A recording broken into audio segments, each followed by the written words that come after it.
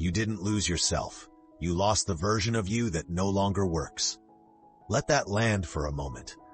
Because if awakening feels like an identity crisis, if you suddenly don't recognize who you are anymore, if everything that once defined you now feels strangely hollow, this is not a mistake. This is the point.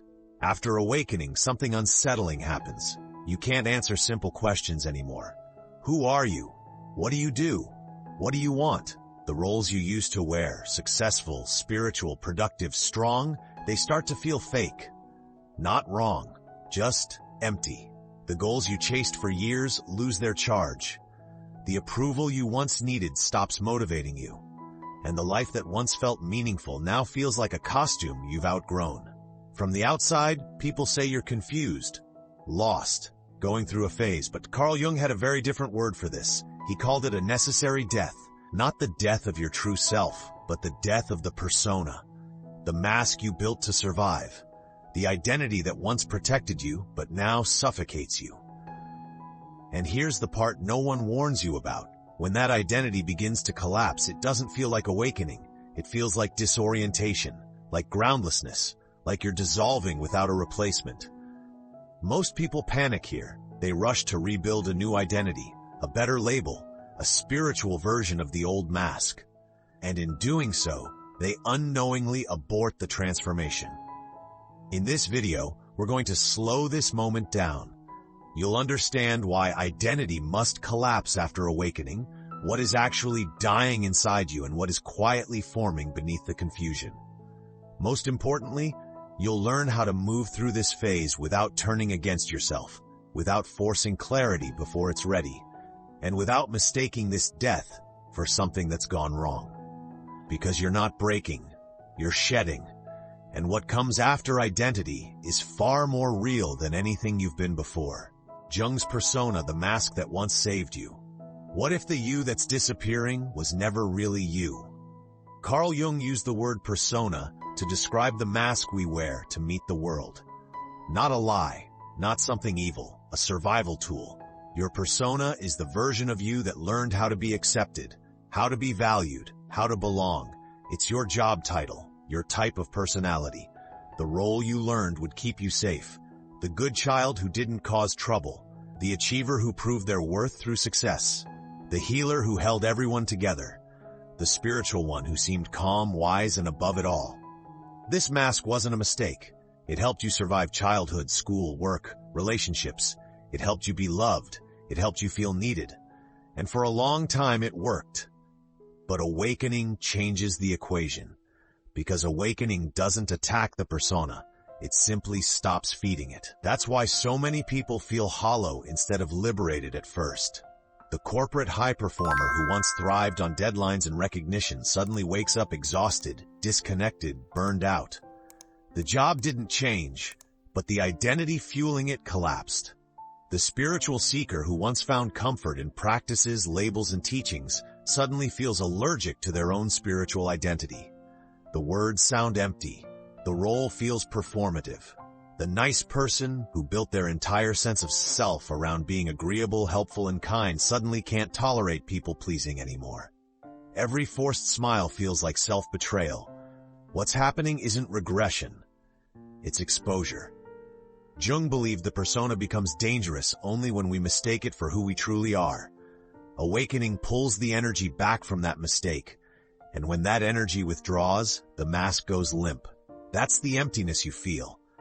Not because something is missing, but because something false is no longer being animated.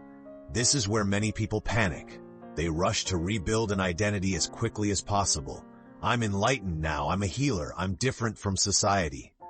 But these are just more refined masks, spiritualized personas, subtler costumes. They feel elevated, but they still require performance. The real work of awakening isn't creating a better identity. It's learning to tolerate the moment when you don't have one. And that moment can feel unbearable. Because without the persona, there's no script, no instant answer to who am I. No role to hide inside, only presence and uncertainty. But this collapse is not the end of you. It's the end of the mask that once protected you and now limits you. And once that mask loosens its grip, something deeper begins to stir beneath it. Not a new identity, but something far more unsettling and far more real. In the next part, we'll explore why this collapse is not a failure of awakening, but the initiation itself. Persona collapse is not a bug, it's the initiation. No one awakens and keeps the same identity. Carl Jung was very clear about this, even if he didn't always say it gently. Individuation, the process of becoming whole, requires the death of false identification. Not the death of the self, but the death of what you mistakenly thought the self was. When awakening begins, the psyche starts reclaiming energy that was tied up in roles, labels, and self-images. Energy that once fueled your personality, your ambition, your story. That reclamation doesn't feel poetic. It feels like collapse, because identity, at its core, is a structure, a mental and emotional architecture designed for survival. Ego identity organizes your life. It answers questions. It creates continuity. It keeps you functioning in a social world.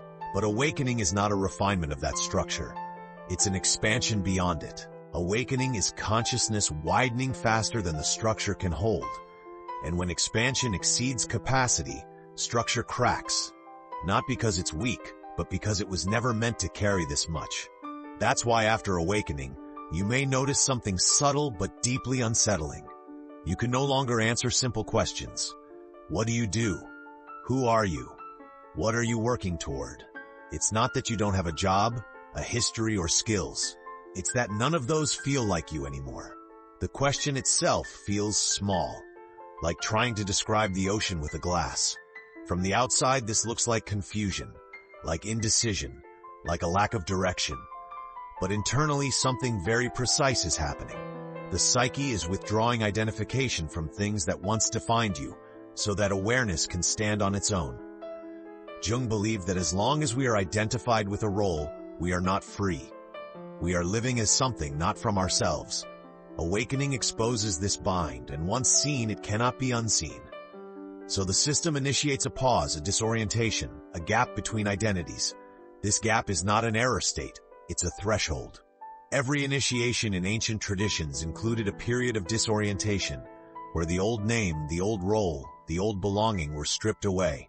The initiate was left unmarked, unrecognized, and unsure. Not to punish them, but to make space for something truer to emerge. The danger is not in the confusion itself. The danger is assuming it means you're lost. Because confusion at this stage doesn't signal failure. It signals transition. You are no longer who you were, but not yet anchored in what comes next. And most people never make it past this threshold. They retreat back into the familiar. They rebuild the old identity and call it growth. But if you stay, if you resist the urge to immediately define yourself, you'll discover that beneath the collapse something else is forming. Not an identity, but a way of being that doesn't need one. And this is where the process becomes even more uncomfortable. Because next comes the phase Jung rarely spoke about openly, the void. And that's where we're going next. The in-between state Jung rarely talked about publicly. This is the phase most people panic and accidentally abort their awakening. After the identity collapses, there is a moment where nothing replaces it. You're no longer who you were, but you're not yet who you're becoming. Jung didn't speak about this stage often in public lectures because it's not inspiring. It doesn't sell hope. It feels unstable. And for many people, it looks indistinguishable from something going wrong. This is the void, the in-between state. Here, life feels strangely unreal. You may experience a mild dissociation, like you're watching yourself from a distance. Not dramatic, just off. Motivation disappears. Not because you're lazy, but because the old reasons no longer work. Social situations feel foreign. Conversations feel scripted. People seem to be playing roles you can no longer convincingly join. You're not numb exactly. You're unanchored. And without an identity to organize experience, the psyche floats. For the American mind, which is deeply trained to equate identity with productivity, direction, and purpose, this phase is terrifying. If you're not becoming something, achieving something, or fixing something, it must mean you're failing. But nature tells a different story. Think of the caterpillar. Before it becomes a butterfly, it enters the chrysalis. Inside that cocoon, the caterpillar doesn't gradually improve itself. It doesn't refine its old form. It dissolves. Its body literally breaks down into a nutrient-rich fluid. No legs, no wings, no structure. To an outside observer, it looks like death. But that apparent death is what makes transformation possible. The void works the same way. You are not empty because something is missing. You feel empty because nothing is being forced into form yet. This is where many people make critical mistakes. Some panic and run back to their old identity. The job, the relationship, the familiar version of themselves. Anything that restores structure, even if it feels false. Others over-spiritualize the void. They turn disconnection into an identity. I'm above this world. I've transcended desire. But this is just another mask, one that avoids embodiment, and many assume something is wrong with them, that they're depressed, broken, unmotivated, when in reality their nervous system is recalibrating around a deeper truth. Here's the key insight most people never hear. The void is not emptiness. It is unoccupied potential. It's the space where new patterns can emerge, patterns that aren't inherited, imitated, or socially rewarded. But potential cannot be rushed.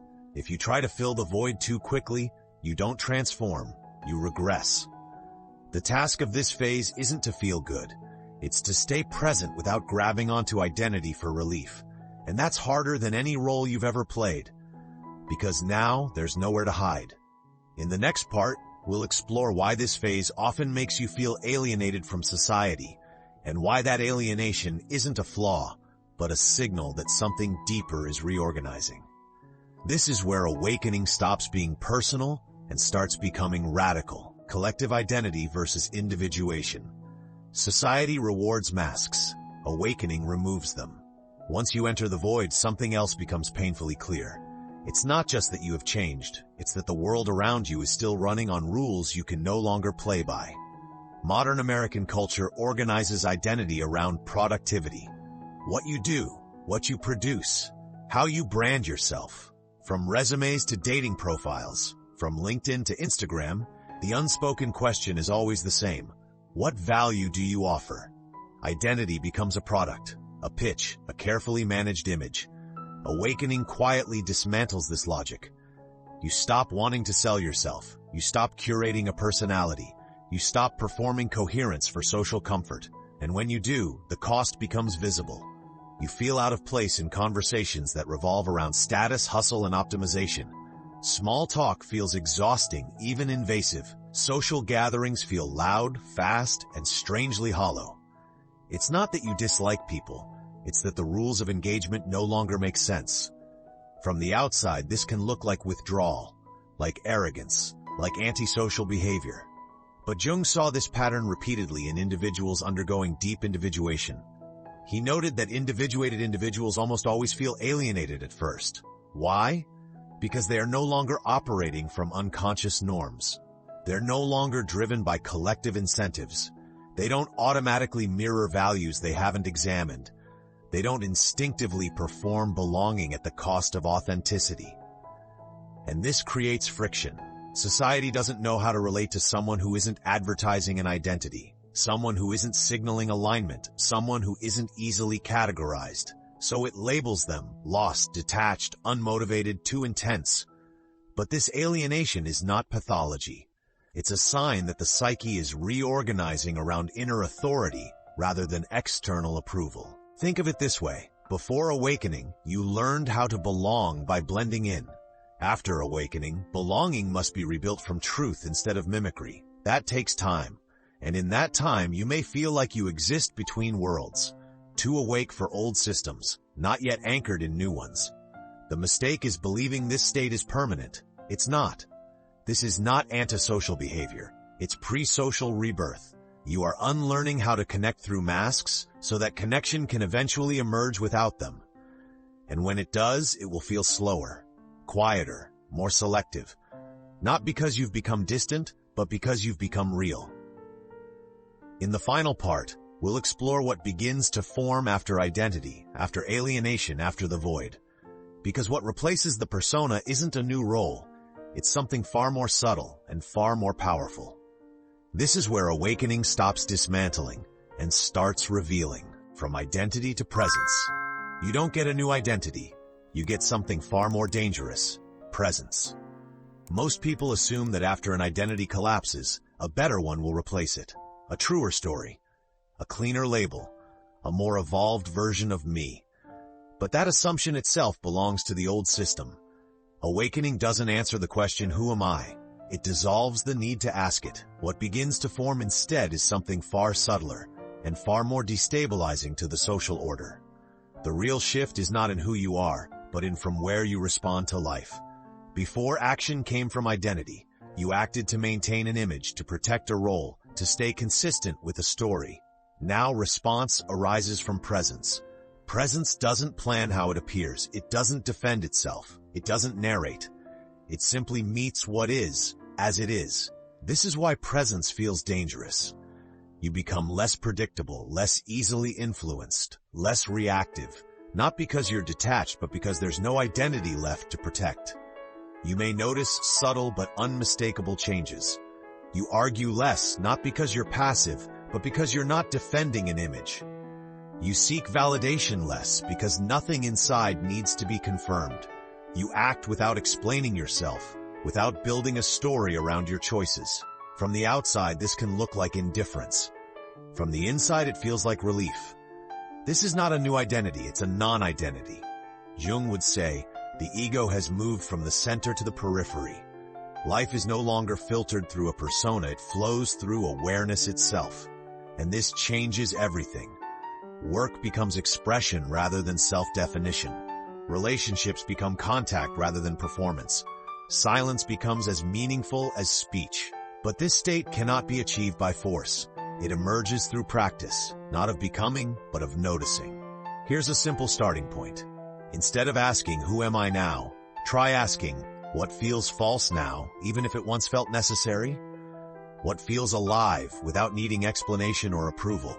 Notice your reactions before you justify them. Notice what drains you, even when it looks good on paper. Notice what energizes you, even when it makes no sense socially.